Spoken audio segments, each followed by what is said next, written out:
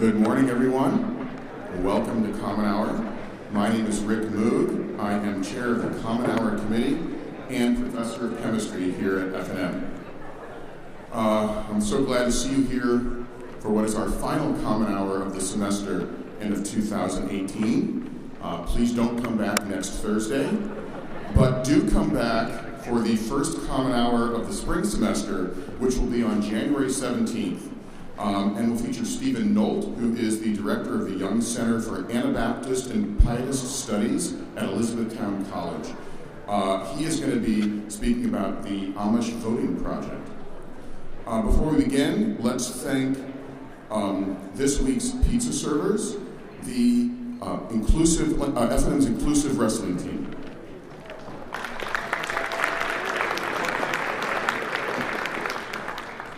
F&M's Inclusive Wrestling Team strives to provide a platform in which underrepresented genders, regardless of experience, are empowered and encouraged to improve physically and mentally. In conjunction with the Lancaster Alliance of Wrestling and Beat the Streets, the team encourages individuals to take what they learn on the mat and apply it in their daily lives.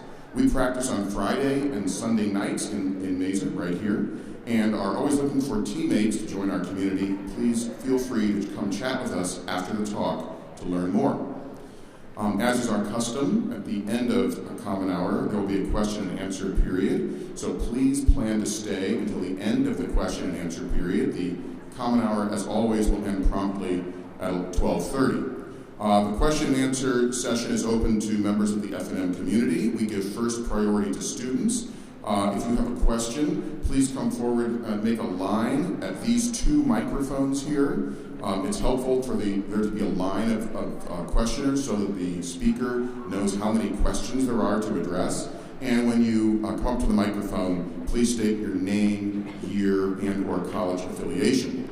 There will be a reception with our speaker following Common Hour in the Boncheck College House Great Room, and there will be students in burgundy Boncheck House t-shirts at the rear exit of Mazer to lead the way at the end of Common Hour at 12:30.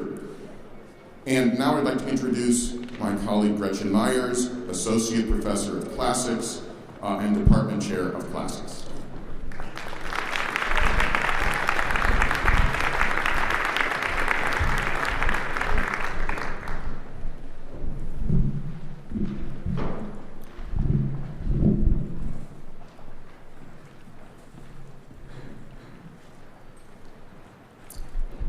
Where shall I start? Where can I end? The gods have given me so much to cry about. First I will tell my name, so we will be acquainted, and if I survive, you can be my guest in my distant home one day. I am Odysseus, Laertes' son, known for my many clever tricks and lies. My fame extends to heaven, but I live in Ithaca, where shaking forest hides Mount Neriton. Close by are other islands, Dulichium and wooded Zakynthus and Same. All the others face the dawn. My Ithaca is set apart, most distant, facing the dark. It is a rugged land, but good at raising children. To my eyes, no country could be sweeter. So Odysseus, the great warrior and wanderer, introduces himself both to the ancient Phaeacians and to us, as he begins to tell his story in Emily Wilson's new translation of the Odyssey. Introductions are tricky. As we learn from Odysseus, telling others your name and your story can bring great reward or great peril. It is something we must do, being in a new place, meeting new people, and being asked who you are and what is your story. It is a human experience, and Emily Wilson's translation of Homer's epic foregrounds human experience. Her translation of the poem veers away from the formal and lofty language of previous translations, opting instead for a contemporary beat that is simple, readable, and fresh. Gregory Hayes observed in the New York Times of Wilson's translation, quote, that with the formulaic language stripped away, it is the characters that take center stage, end quote. Last week on campus, we held a continuous reading of Wilson's translation of the Odyssey, a 13-hour immersive event fondly referred to as a home-marathon by us classicists. Those of us who read and those who listened were captivated by the story in a new way, as the crisp language allowed the characters, gods and mortals alike, to vividly inhabit our spaces as one of us. We laughed, we sympathized, and most importantly, we related to the story. Emily Wilson is an important voice in the study and practice of translation of ancient literary works. She is professor of classical studies at the University of Pennsylvania and has published translations of tragedies of Euripides and the plays of Seneca. She has written several books, including The Greatest Empire, A Life of Seneca, and The Death of Socrates, Hero, Villain, Chatterbox, Saint. Currently, she is working on a book about translation as well as a critical edition of the Odyssey, and the word is she's going to take on a translation of the Iliad as well. We're extremely lucky that she has journeyed from Philadelphia out here to Lancaster to join us today. I would like to take a moment to recognize the numerous groups on campus who sponsored her visit: the Humanities Initiative, the Anthropology Department, the Classics Department, the Program in Women, Gender, and Sexuality Studies, the Program in Comparative Literature, the Writers' House, and Bonchek College House. And now, please join me in welcoming Professor Emily Wilson.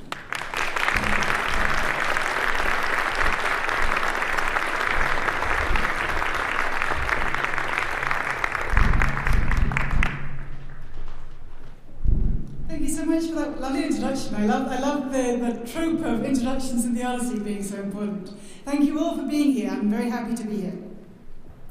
So I'm going to talk today about my approach to creating a new verse translation of the Odyssey, and also just try to explain a little bit about why did I feel the English-speaking world might need yet another translation of the Odyssey when there were already almost 70 English translations out there. Why would you do yet another one? Why spend 5 years of your life translating a poem which has already been translated so many different times already? I thought before I get to talking about why I thought I did want to do that, I would start with what's really the end of the story in talking about the reception of my translation in the media. And I guess the thing I want to talk about is the fact that almost every single headline when my translation appeared went on and on and on about the fact that I'm the first woman to publish a translation of the Odyssey into English. So every headline had the word woman. Woman, woman, woman, women, woman, woman, woman. Could the Odyssey have been the work of a woman? No, I don't think it could. And yet, because I'm a woman, the headlines have to speak to that. This is a piece about, which in a way is not about me being a woman, and yet woman comes in the headline. I was grateful for the headlines which didn't have the word woman in them, and there were a very tiny number of them. So I think there's some issues with this. I think in some ways it's a great thing that the media coverage might open people's eyes to the fact that classicists and translators and historians and poets aren't necessarily old white men. That in fact there are a whole lot of classicists who are not in that category. And I think it's a good thing to be reminded of that. It's a good thing if younger people, non-male people, people who aren't in this tiny little demographic might then also be inspired and think, yes, I could be a classicist too, or I can do an epic task, or I can translate an epic. That's a good thing. I think it's also a good thing if the coverage has in some ways invited people to be more critical and more reflective about the fact that social identities actually do matter for how we interpret, how we speak, the stories we tell. Whether we're journalists or historians or translators, in every instance, your own social positions might matter for that. But I also think that some of the puffier kinds of press coverage were really misleading in several different ways. So I'm just going to flag 3 things which I feel like we just need to also have in mind. So one thing is that, of course, I'm not actually the only woman classicist. Slightly over half of people who get PhDs in the United States in classics are female. There are plenty of people who are female who know ancient Greek and Latin. So I think the real question isn't why am I female, I personally, but why is it that almost all translations into English of ancient Greek and Latin classics are by men? even though there are so many female classicists. What is causing that huge disparity in the English-speaking world? And I think it's also important to flag that this is about the Anglophone world. It's not about classics more broadly in a global way. In fact, there are plenty of translations of the Odyssey even by women into other languages. There are several into French by women, there are several into Italian by women, there's a translation into Dutch by a woman, there's a translation into Turkish by a woman, and so on. So it's a problem that exists within the English-speaking world, and I think we should be talking about that rather than talking about Emily Wilson as a girl. I also think we need to talk about how being a woman doesn't in itself tell you whether or not somebody is a feminist, or whether or not somebody is misogynistic. It certainly doesn't tell you whether or not a person is going to be thinking about gender categories as well as other social categories when she's writing or speaking or translating. So if you look closely at other translations of the Odyssey by women, I don't think you can see, just by doing close comparisons, can you tell which ones are by women and which ones are not by women? I don't think you can. I don't think there's anything that sort of ties them together in terms of the ones by women are less misogynistic than the ones by men. I just don't think that's the case if you sort of go through and try and do the test. So I think it's important just to notice that women don't necessarily write as women. Most of us write as people in a patriarchal culture, whether we're male or female. And then the final thing that I wanted to flag is that men, of course, have gender identities as well. And nobody ever seems to ask them about it. And to me, it's been striking in both having been interviewed a lot of times about my Odyssey translation, then to go back and read interviews with other people who've translated the Odyssey, such as Robert Fagel, Stanley Lombardo, Robert Fitzgerald. There were published interviews with those people. They were never asked, you must really care about the male characters in the poem. How does your unique masculine perspective bring something new to the Odyssey? And I actually think it's a problem that those questions are not asked of men in any context, not just of translation. I think we should be asking men those questions. We should be asking, what is it about being a man that's informing your vision of the world? Are there ways that we might be fighting against that or working with it? Okay, so that's all sort of preamble. And now I'm going to get back to the central topic that I want to talk about today, which is why did I take on the task of translating the Odyssey when there were already so many out there published in English? So I was very excited to be asked when Pete Simon, who was the editor at Norton, with whom I'd already worked on the Norton anthologies of world and Western literature, they were looking for a new translation of the Odyssey.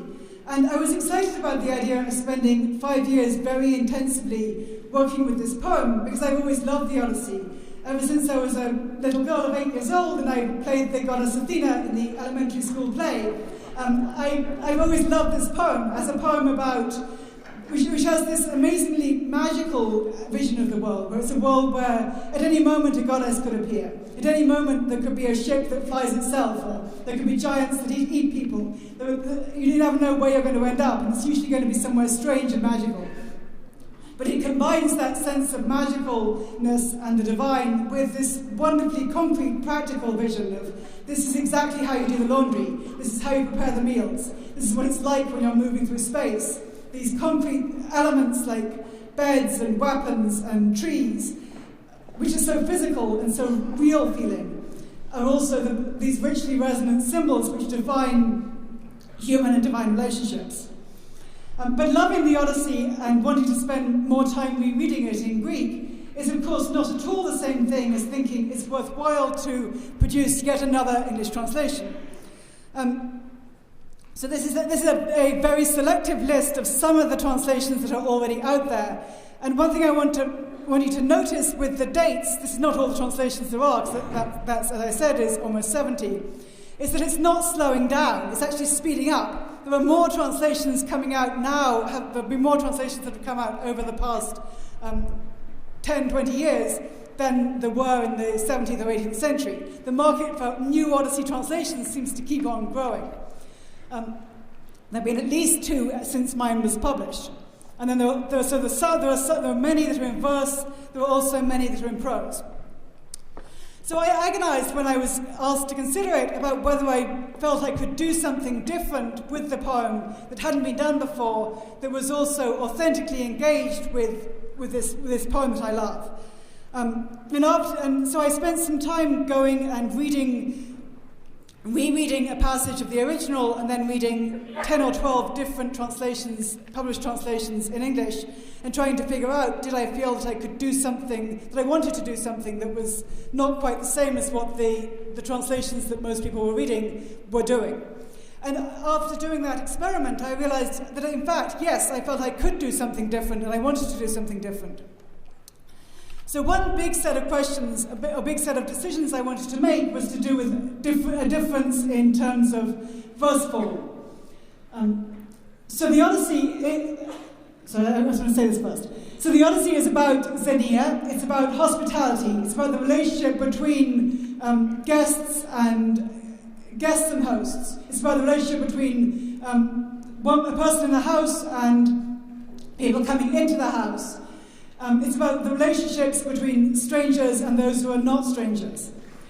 And so I wondered, what does it mean for a translator to be a good host? The Odyssey is very much interested in exploring good and bad kinds of hospitality.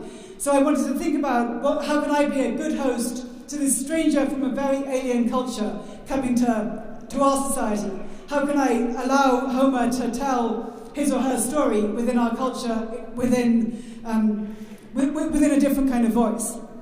I was conscious also, and you may have been able to pick this up from my accent, that there are ways that we have different kinds of preconceptions about different kinds of foreigners in our culture. Right? We have the idea that if you're Korean, you have to be hardworking. If you're Latina, you have to love dancing. If you're British like me, you have to be obsessively interested in the royal family and know all about what's the difference between a duchess and a baronet. And I have no idea about any of that stuff, and I really don't care whether they've had another baby or not. So I wanted to think about that seriously, and to think about how can I give Homer a kind of hospitality that will involve allowing this text to not just fit whatever the preconceptions or stereotypes are about what does an epic poem sound like, what does an ancient poem sound like, and not put the sort of foreign accent onto Homer that was associated with it's got to sound oldie-worldy or it's got to sound bombastic because it's epic. That I could instead think about maybe there are other voices within this text that aren't those things. Okay, so my first set of questions was to do with what do I want to do with verse form? The Odyssey is, as you probably all know, composed in dactylic hexameter. A dactyl is a finger, so it's a long and two shorts, as your fingers are. Andramoi, and it's hexameter, so that's 6 times. Andramoi, ennepe, musapol, lutropon, hosmalapolla. The rhythm really matters.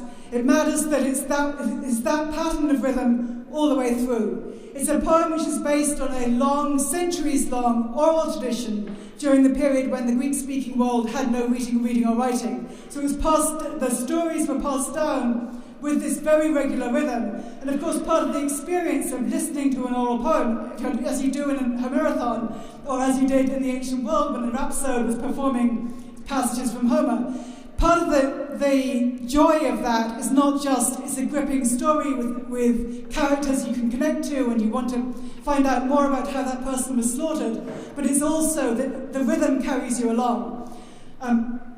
So I think there's a central question that a translator has to grapple with from the start, which is what am I going to do about the rhythm?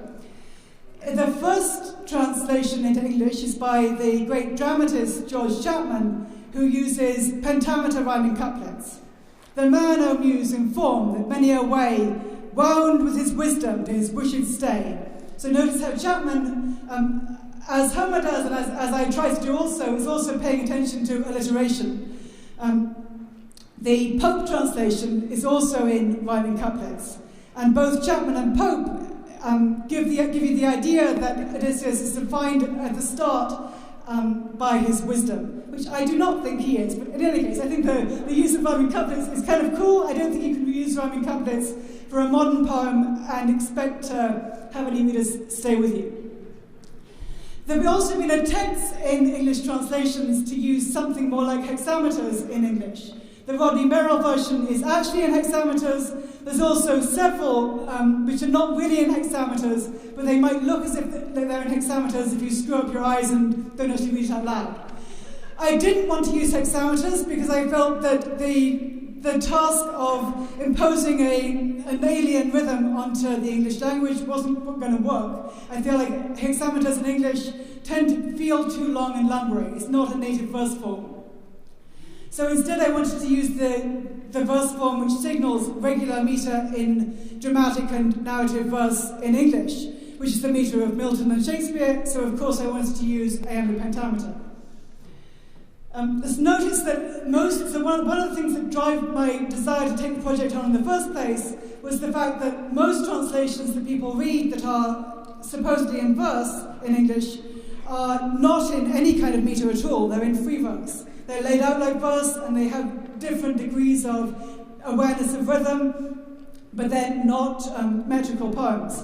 And it seemed to me that translating this very regular metrical poem into non-metrical verse is a very debatable choice, and I wanted not to do that. I wanted to make sure that my meter is extremely audible and regular all the way through.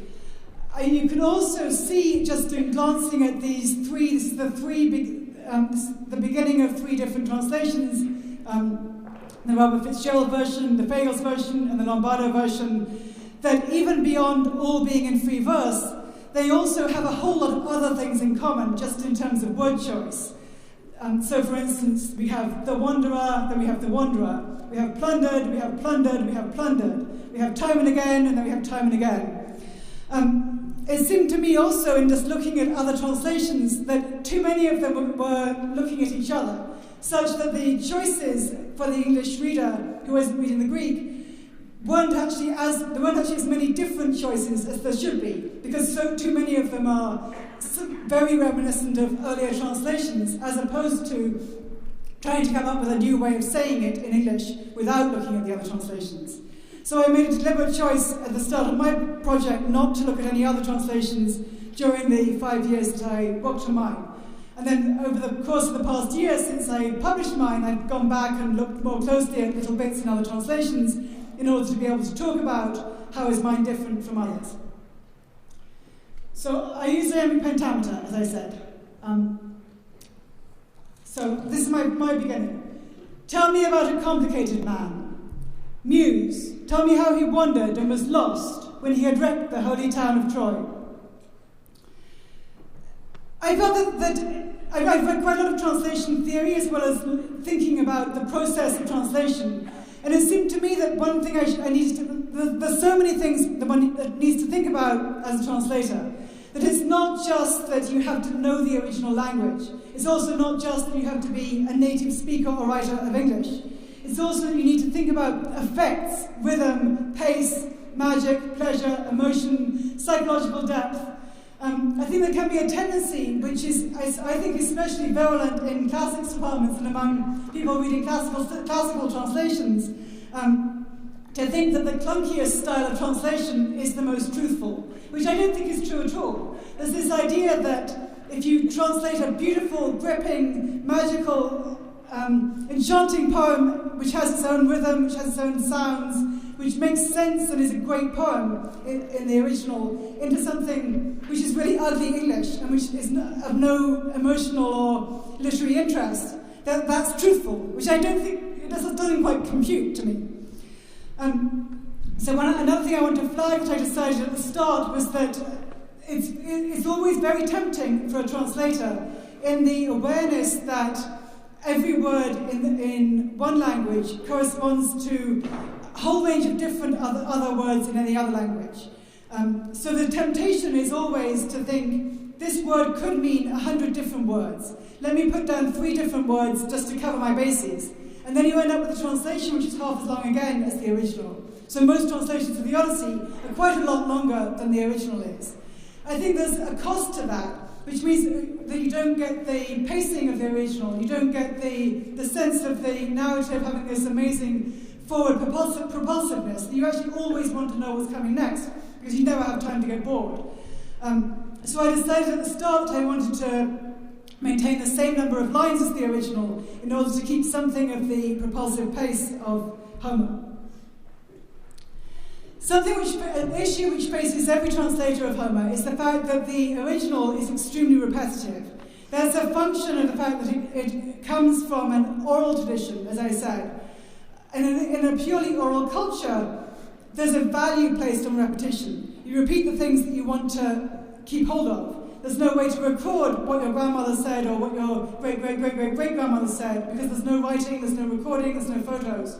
So the only way to make sure that you can pass things down from one generation or another to another is exact repetition. In a culture like ours, where we're all extremely literate, repetition can have a very different set of meanings. It can suggest either, I am going to Stein, I am going to Stein, I am going to Stein. It can be a modernist gesture, or it can much more likely suggest, this is a cliche, this is boring, I'm repeating because I haven't bothered to think of a different way to say it.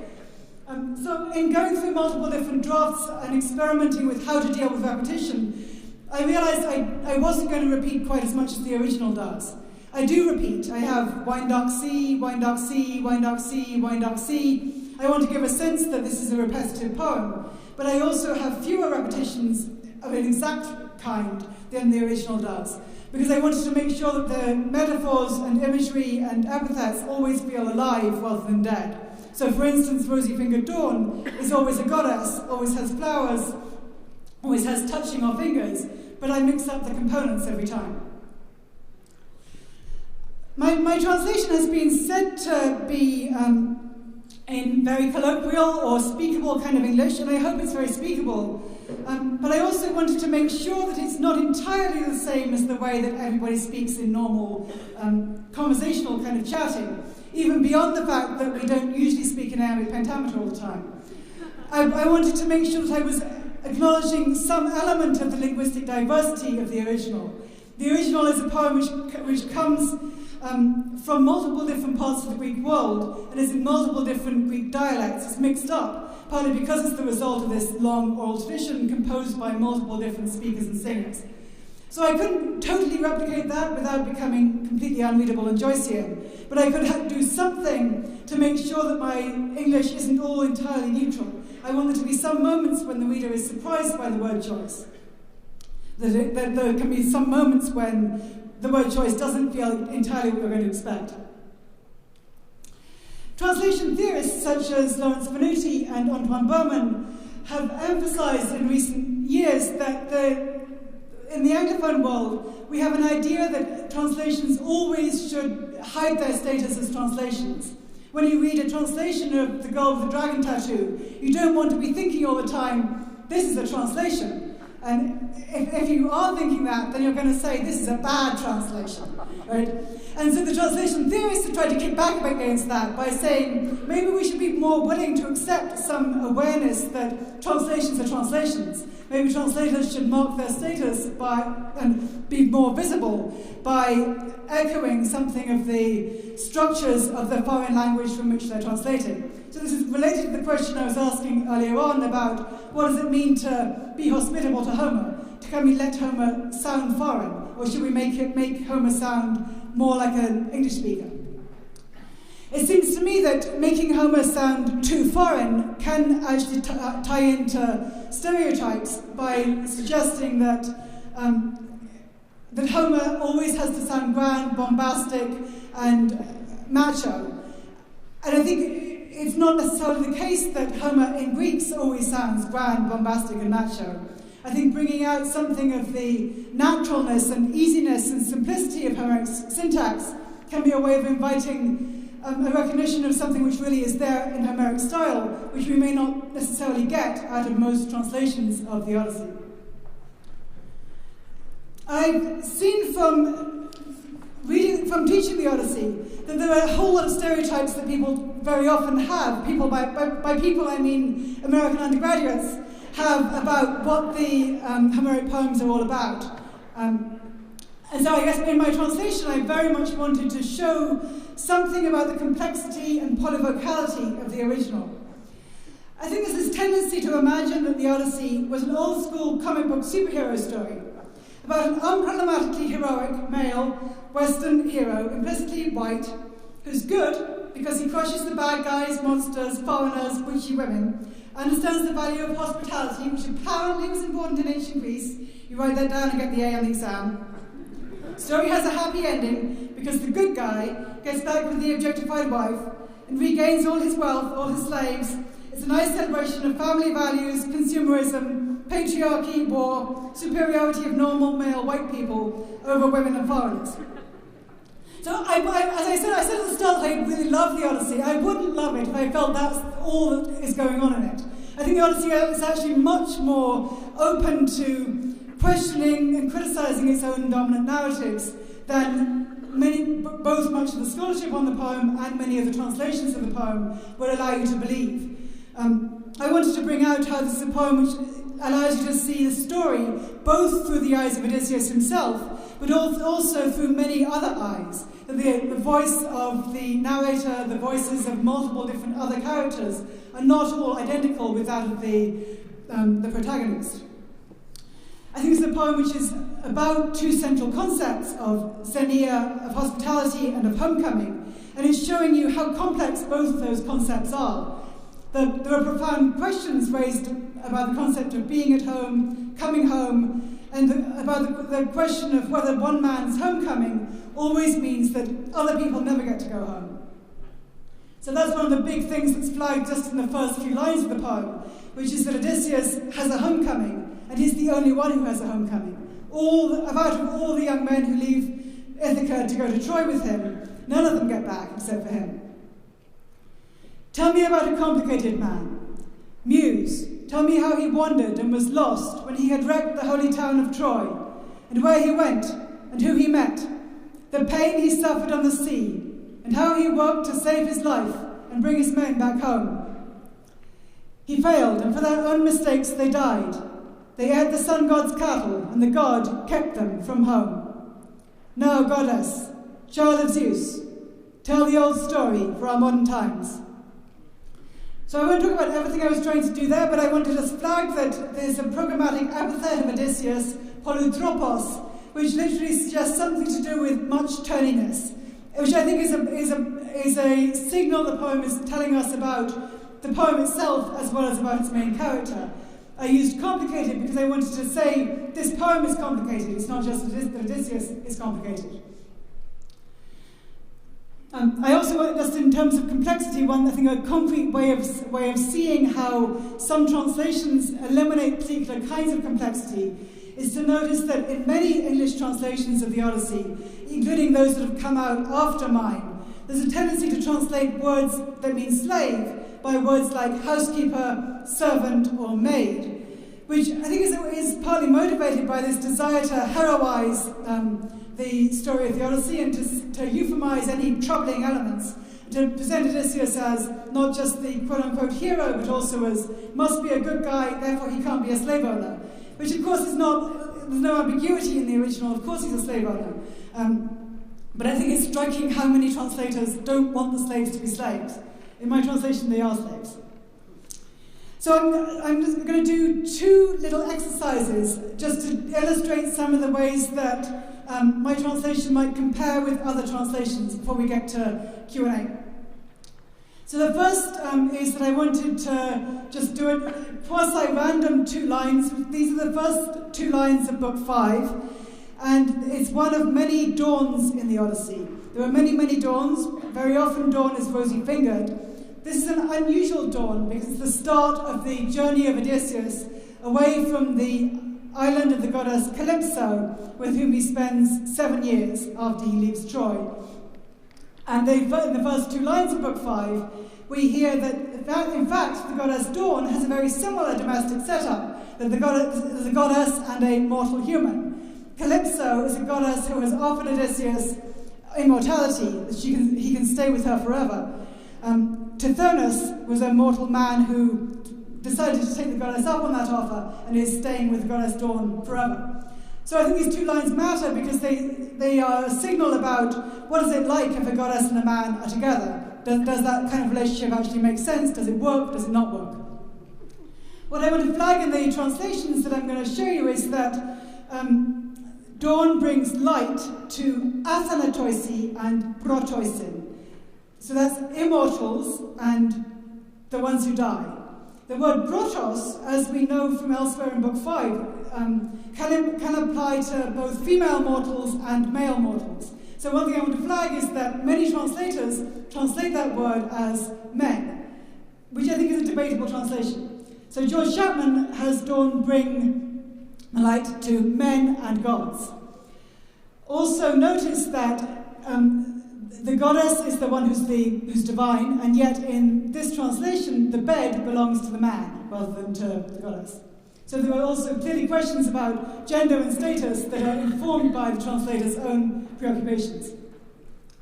This is the Pope's version. This is Alexander Pope, not the Pope. This is Alexander Pope's version. And in a way, maybe the Pope is irrelevant because, of course, part of what he does here is make dawn's light seem holier than it does in the original. He noticed that the original is 2 lines, the Pope version is 4 lines, which of course is possible only because Pope is making half of it up. Notice that, like Chapman, the bed belongs to Thomas. This is the T. Lawrence of Arabia fame, and I think this is a fascinating one, not just because yet again the mortals are only half the human race, it's men, but also because Dawn's bed turns out to be a marriage bed, which I think is an interesting addition to satisfy bourgeois sensibilities. The Samuel Butler version makes Dawn not the bringer of light, but just the harbinger of light. So I think there's an anxiety in this version about whether Dawn really is a goddess with an important career to do, or is it just that she's the billboard, and there's going to be, the god Helios may be the one who really brings the light. This is the Lattimore translation. We can go back to any of these that you want to. This is the Fitzgerald one, which again makes the light be brought just to men rather than to all mortals. And he adds various things which make the scene seem prettier. He's making this lovely tableau of Dawn with fresh light, as if she's a flower girl with the beautiful bouquet. This is the Loeb translation, which again has men. And notice that, so I think one thing I was to flag is that you might think maybe men and mortals felt entirely equivalent in 1615 when Chapman did his translation. I don't think you would necessarily think they felt entirely equivalent in 1995, and yet that's still the way that it's being translated. The Fagles version, 1996, is the same thing. The only mortals that matter are the male mortals. The Stanley Lombardo one is in a way similar to the Alexander Pope one in that it's extremely creative. He adds in a whole lot, which isn't anywhere in the original but is very beautiful, like flakes of fire, which he takes from Tennyson's poem Tithonus. So I think there are also questions that we could talk about that would be interesting about to what extent is the translator allowed to do that? Are you allowed to either make stuff up or bring in stuff from another poem that this reminds you of? To what extent do you actually have to be tied by what the original is actually saying? So what I did in a way is less exciting than adding in bits of Tennyson. This is my version. Then dawn rose up from bed with Lord Tithonus to bring the light to deathless gods and mortals. So it seemed to me really important to make sure that the parallel between gods and mortals wasn't too great, because of course what's happening in, as I said, in the scenario of Book 5 is that a goddess and a mortal don't necessarily have an easy relationship. The man wants to leave. There is no power equality between the divine and the human. It matters therefore that linguistically there's no parallel between the athanatos and the protos. So I didn't want to have mortals immortals, which makes them seem too parallel. So several translations use mortal immortal, and I didn't want to do that. So the final passage I want to look at is a harrowing passage. This is from Book 22. After Odysseus comes back, he slaughters all the suitors who've been besieging and harassing his wife Penelope, and he also then tells his son Telemachus, with the help of the 2 enslaved henchmen, to take all the women, the slave women, whom Odysseus himself said earlier had been raped by the suitors. he says to Telemachus that he should take those women out and hack all the life out of them with long swords. Telemachus, who up to this point has been a very dopey kid, he's been whining about being bullied by the suitors and very unsure of himself. At this moment he shows this uncharacteristic amount of initiative and doesn't do exactly what Daddy tells him to do. So instead of murdering them by hacking them to death, he decides that they need a different murder weapon and he strings them up with a long rope. So I wanted to just look at this passage and look at what different translators do with it in order to think through how does it matter how a translator brings out whether there are or are not different points of view going on in the text. I think there can be a way that both commentators, critics, and translators can read a scene like this and think it's focalized only through the point of view of the murderer. And it makes a big difference whether or not you think the narrator is saying this is okay, or is the narrator maybe not saying this is okay. Maybe the narrator is also allowing us to see what does it feel like to be a scared woman who's about to be murdered. Maybe it's allowing us to see there could be other ways to see what's happening that are not self-justifying to Telemachus. And the question of whose point of view do we see this from, that's going to be answered differently by different translators. So just at the start of the passage, we get told that Telemachus is pepnumenos. Telemachus is always pepnumenos. It's a standard epithet. It suggests something or other about his mind. He's either taken a thought, there's some kind of cognitive awareness happening. So then there's a question, there's a real openness in that word. Is it a good kind of cognitive awareness? If he's thoughtful, has he been thoughtful in a good way? Or has he had a good idea? Or might this actually not necessarily be a good idea to kill these women? In the Lattimore version, we're told that he's thoughtful Telemachus. In the Fitzgerald one, he's Telemachus who knew his mind. In the Fagles one, he's stern Telemachus. I think each of those suggests somebody who's stern, they're going to be the instrument of justice. Someone who's thoughtful, they're going to probably have a good thought because he has thought about it, so it's probably a good idea. I didn't want to do that because it seemed to me that the epithet doesn't necessarily tell you this is a good idea. It tells you he's thought. It might not be a good thought. So I took initiative. Then within the passage, there's a simile which compares the women who are being murdered to birds that get caught in a net. It seems to me that image can go a couple of different ways. It can either humanize or dehumanize the victims. What Telemachus himself says about the women is that they are the women who spend the night beside the suitors. Several translators add in abusive language in the mouth of Telemachus. So, for instance, Lattimore has the women called these creatures. The Fitzgerald one adds in clean death for a beast to trolls, you sluts. The Fagles one adds in you sluts, the suitors' whores. The Lombardo, who's obviously read the Fagles, has him call them the suitors' sluts. And then the very recent Peter Green translation has a very, very long footnote about how exactly would you use a single rope to kill 12 women? Well, you need a very thick rope. You would probably need a really thick rope. So obviously also notes can guide the reader about the way we should be reading the scene. I didn't feel the need to add in abusive language in the mouth of Telemachus because the Greek doesn't, and it doesn't seem to me that it's actually even inviting that. It seems to me that the reason Telemachus insists on killing these women is not because he thinks they have made a bad choice. It's because they're a source of shame to him. They're not necessarily agents. They're slaves who've been raped. But just as the tables have to be cleaned and scrubbed of all the blood, and the floors have to be cleaned and scrubbed so that the owners can feel this really is my space, similarly, the human trash has to be eliminated so there isn't a reminder of there were other men who were owning this space when Daddy was gone. So I think also how you deal with the simile can speak to whether you think these women are actually always like chickens or birds, or does the simile, as I read it, suggest they have their own point of view? What the women want is exactly the same as what Odysseus wants in the poem as a whole. They want to go home. They want to go to bed. They want a nostos. That's a desire which the poem highly values. And I think it's showing in this scene how Odysseus' homecoming results in the loss of homecoming for all these other other people who could potentially have gone home, but they have no home. And then finally, the way that the feet move at the end, some translators present it as if these are party girls, and look at them, they're still partying, even in the last few seconds of their life. Or else, they're still like birds, look at them still fluttering, even while they're dying.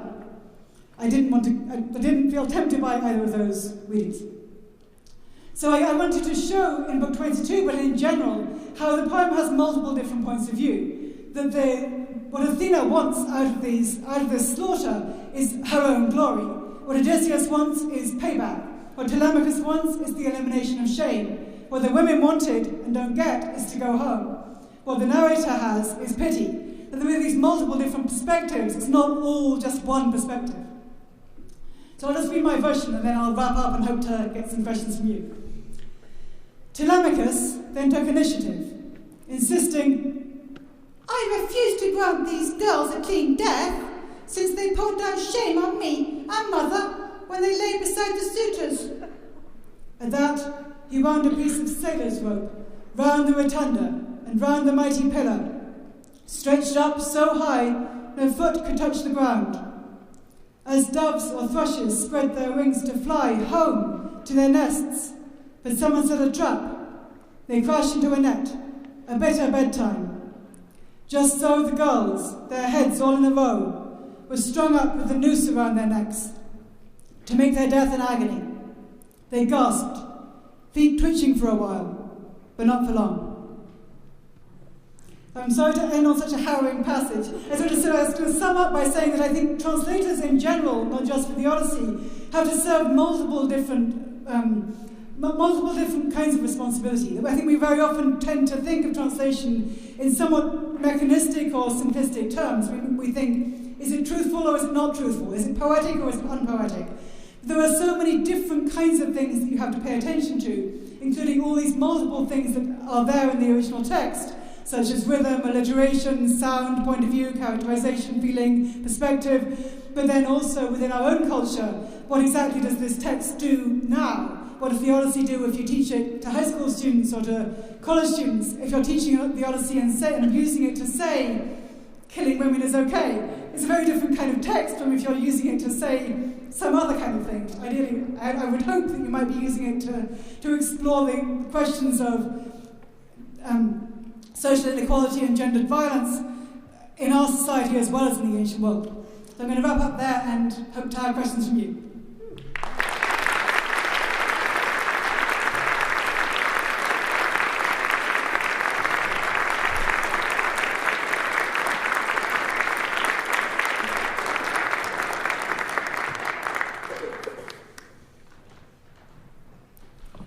Okay, so we'd like to invite the students who have questions to please come forward.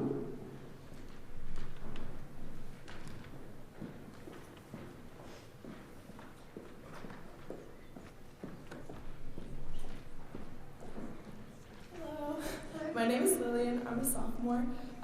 I just wanted to say I really appreciated you talking about the kind of balance between transliterating the text and translating the text into English. My Latin teacher from translating the Aeneid in high school called this exploring the studio space.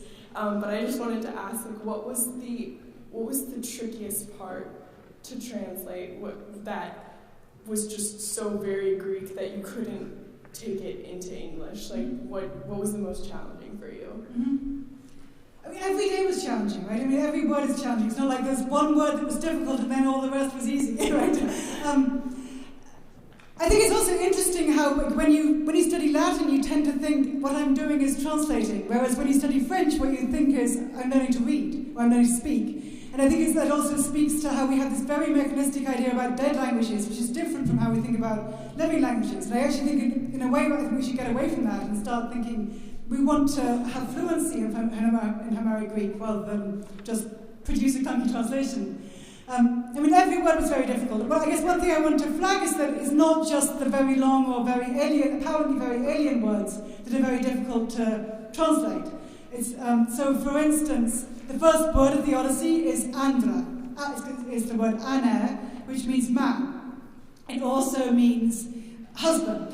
So clearly that matters, because the whole story of the Odyssey is it's about a husband going home to his wife. Should I translate that as husband, or should I make it man, or should I say man-husband every single time? That's not an English word.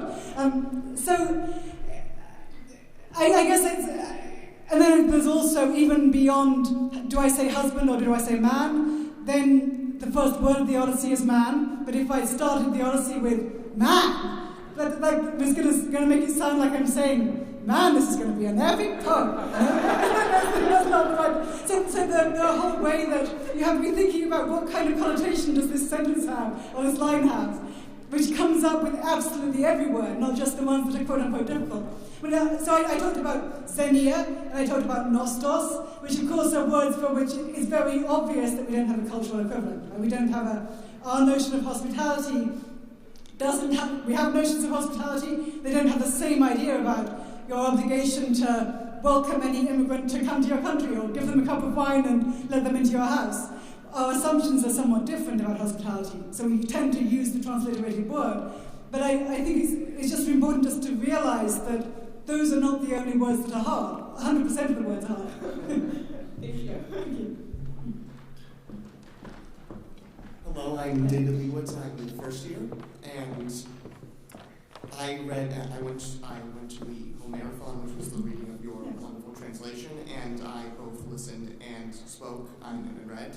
And what I learned from listening to it and reading it is that some of the language is pretty absurd, and in fact that things such as like Penelope having a goose dream, or just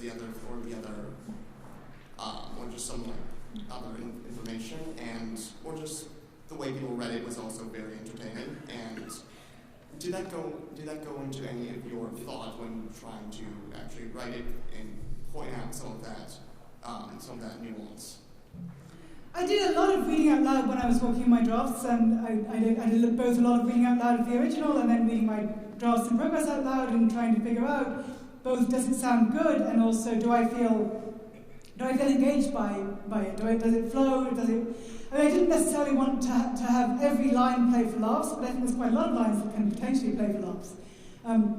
I guess I thought much more about flow and fluency and sound than I did necessarily about laughs, but I hope there were some times when people can be either laughing or crying or somewhere in between, yes. I'm not sure if I answered the question. Thank you. Thank you.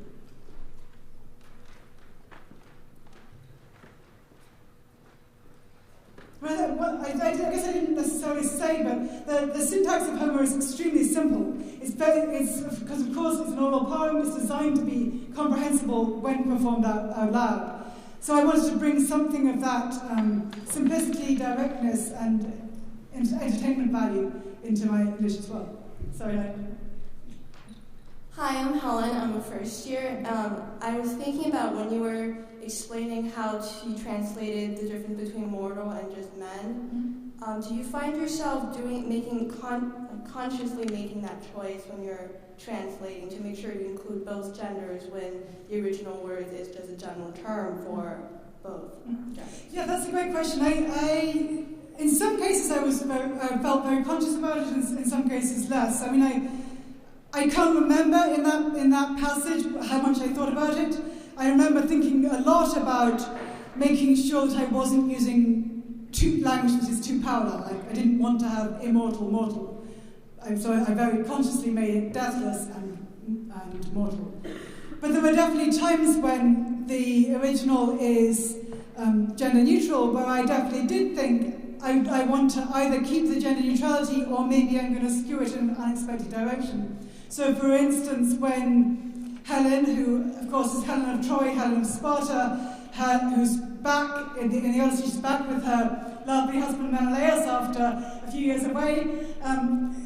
So she's handing out the drugs. Helen has the best drugs, and she explains that when you take this drug, anybody who has that drug is going to be able to experience seeing their father or son slaughtered before their very eyes, and they're going to be fine with it because it numbs you up that much. And then the pronoun is gender neutral in the original, and I made it her because she's speaking. And I suspect, I haven't actually done a full survey, but I suspect that most translations suggest that the drugs will be both administered and taken by only male people. But of course the original is a female speaker. And then similarly, when Penelope is generalizing about what her dream's like for people, I've looked at a few other translations, and very often there's this idea that Penelope, even though she's a female speaker, must be talking about men having dreams, which seems to be a paradoxical reading of the original, because it's a female speaker talking about her dreams. So, yeah.